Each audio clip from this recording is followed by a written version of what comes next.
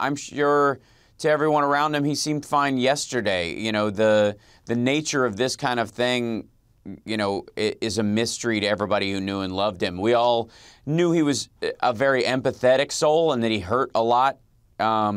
He'd been dealing with that his whole life. But I never got the feeling that he was this idea of a tortured comedian with a lot of internal demons that somehow, you know, it sort of peaked in some sort of morbid self-focus that might have caused something like this. He's not. He never read as that kind of person. The experience of him was that I think he just felt so deeply for so many people, and the hurt, you know, that he may have felt in his life wasn't just about him.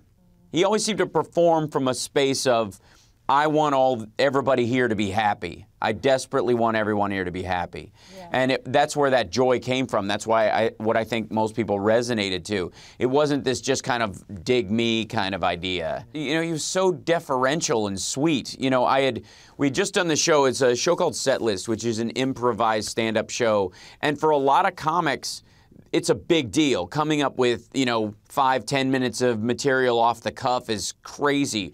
I enjoy it, but a lot of comics panic when they do it. Here we'd all done this show, and then Robin came up and did a surprise set at the end. Just was a surprise guest on it. And it was almost like he was hiding in the back up until the moment he went on stage. And then he even in the beginning, he was a little like, I don't want to blow the doors off. This is everybody else's show. But then his natural personality, his natural talent just kind of, you know, burst forth. He was always like a coiled spring when you were around him, you know. And I know Billy Crystal and Whoopi feel the same way, that there was this element of you could get on with what you were doing, but you had to constantly look over your shoulder if he was there, because he always had something to add, you know.